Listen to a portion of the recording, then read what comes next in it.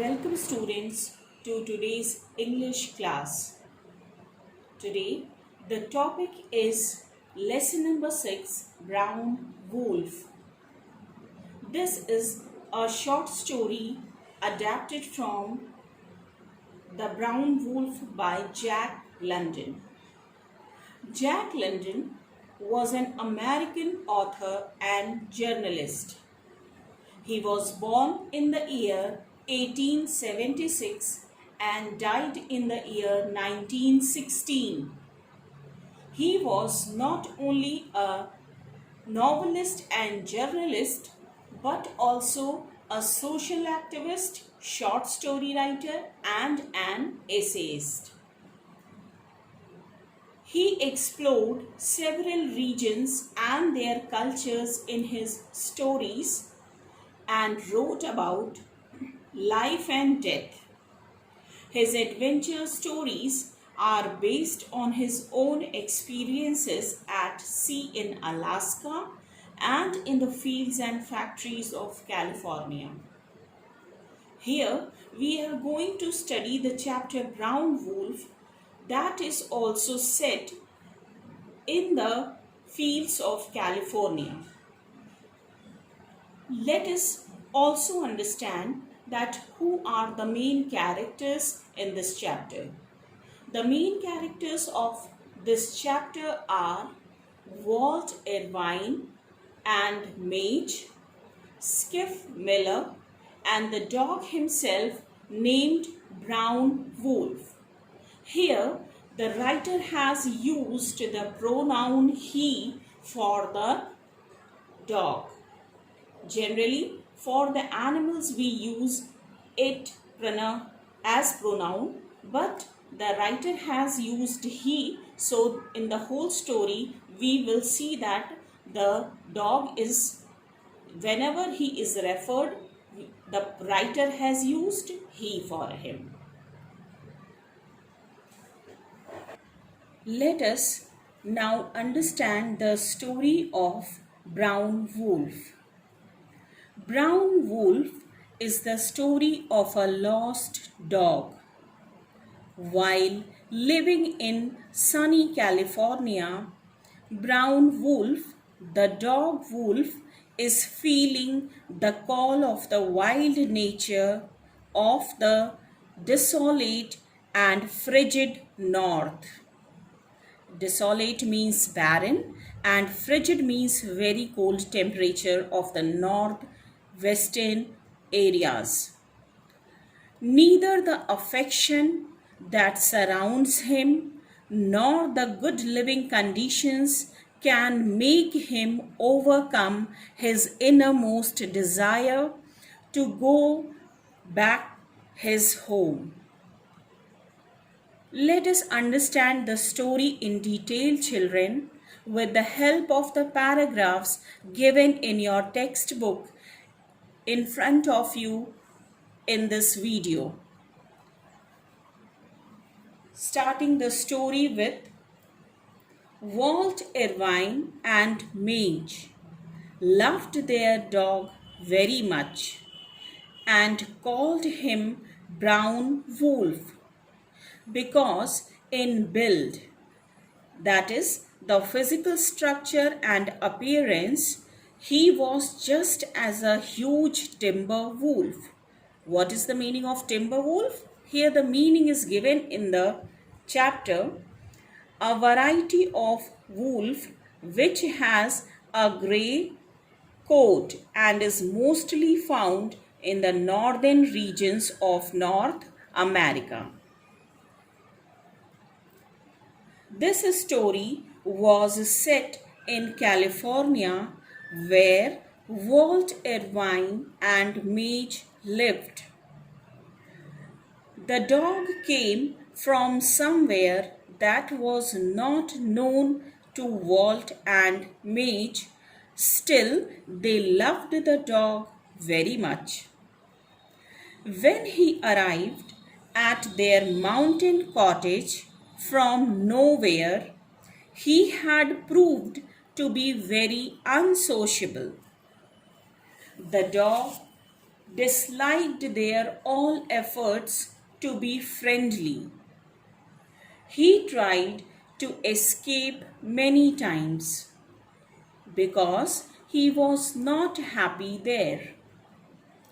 But whenever he tried to escape, he was brought back by Walt. Escape means to run away.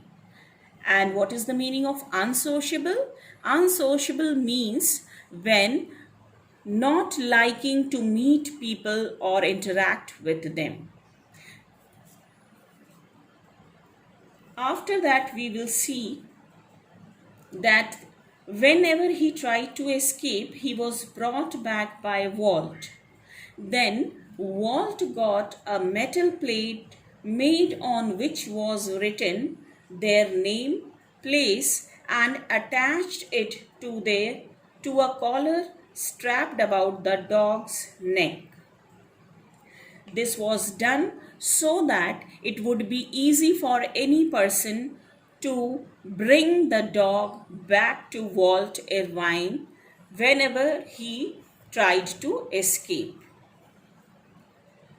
This remarkable thing about his disappearing was that whenever he fled, that is called escaped, he escaped to the north. That's why Walt thought that he wanted to go to his real place. Let us move to the next page, that is page number 54, and see what is given in these paragraphs on this page.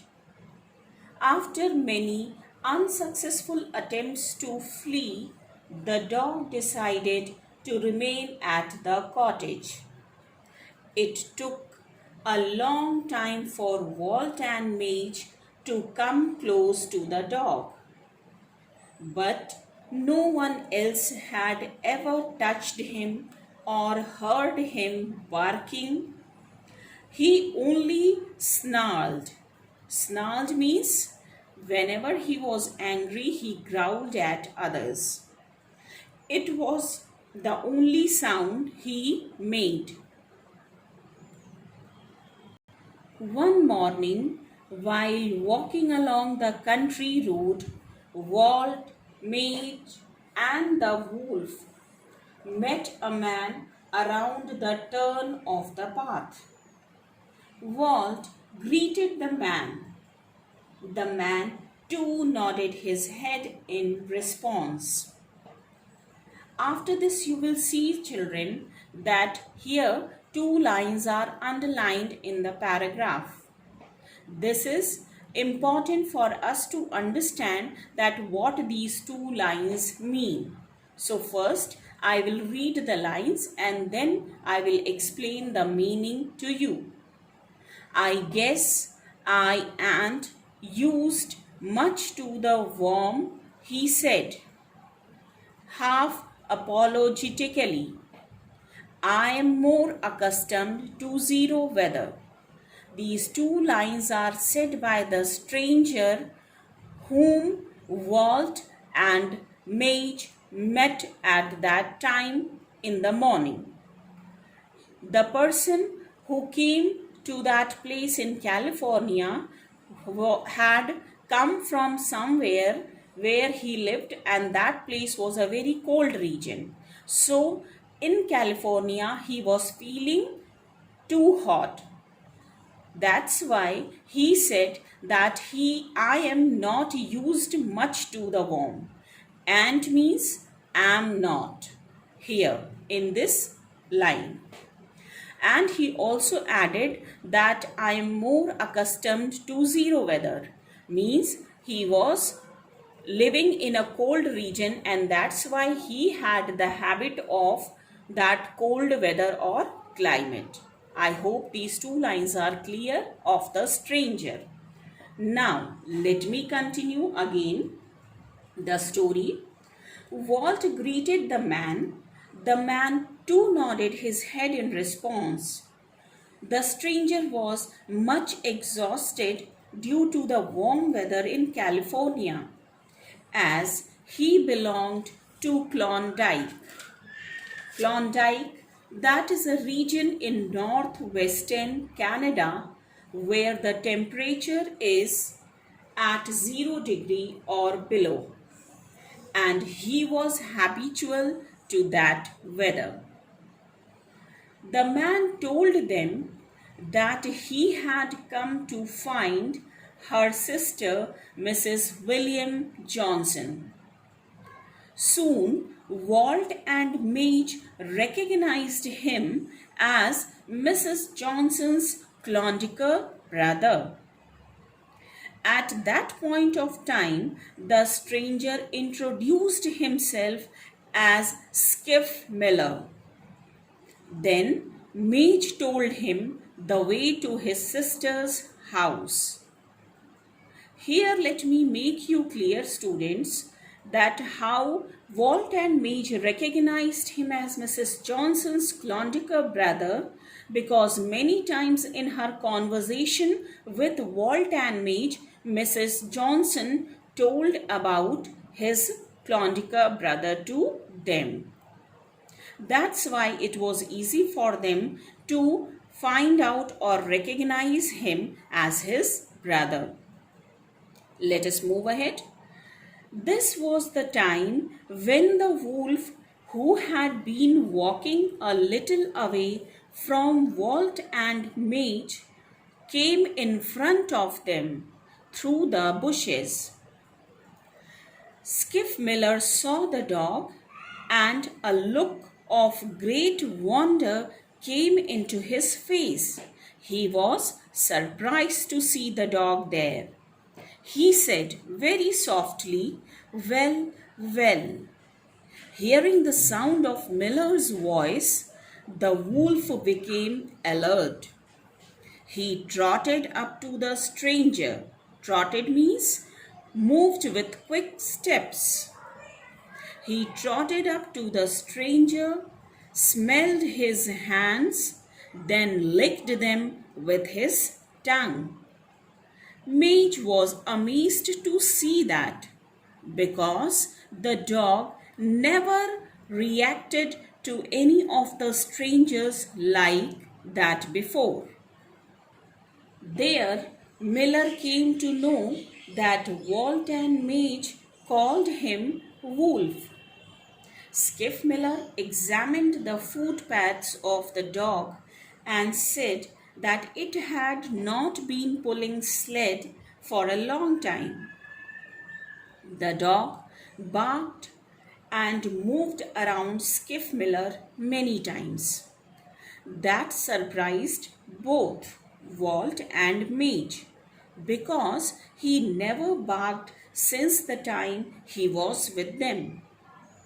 During their conversation, Walt and Madge came to know that the dog was of Skiff Miller. He also added that his name was Brown and not Wolf. Wolf was the name given by Walt and Madge. Actually, the dog's name was Brown, that was given by his master Skiff Miller. Miller proved them that Brown was his dog by commanding him, ordering him. The dog obediently followed his master. He also added that he was his lead dog. The meaning of lead dog is the dog that leads a sled team. The lead dog generally controls the speed of the entire team of dogs and also takes them in the right direction. Let us turn over to page number 56. Hearing this, Madge thought that he would take the dog with him, so she was disappointed. But still, they had hope. Walt said that he could sell the dog to them, but Miller refused. He was determined to take the dog with him. At this, Madge asked Skiffmiller to think and consider about dog's choice, his likes and his desires. Madge realized that Miller was unsure, so she used the opportunity to convince him. Miller welcomed her idea and said that let the dog choose. He said if the dog followed him, he would take him away. But if the dog not followed him, he wouldn't. He said goodbye to them, shook hands with them, and started to move. At the change of Miller's voice, the wolf got to his feet. At the same time, he put his forepaws on Madge also. With his several activities of licking, stroking, and nudging, he tried to show his affection for Miller and for Walt and Madge too. But all went in vain. Here we can see the dilemma of the dog, that he was totally confused where to go and with whom to go. First, he wanted to stay with all the three, but that was not possible. So he had to make a choice. He had made up his mind by the time. He chose his master Skiffmiller and followed him across the curve of the path and had gone forever without turning back for a single time also. Dear children, this was the story that was adapted from Brown Wolf by Jack London. And one more thing in this story is very important, that is what this story also shows, that homesickness of the dog who always wanted to go back to his homeland. Whether he got lot of affection and love from Walt Irvine and Madge, or whether the sunny weather of California was quite better than the frigid cold of northwestern region from where he came. He chose his master finally and went back to his own home. Here ends the story of Brown Wolf. I hope you have understood this chapter. Try to read the chapter and learn the meanings.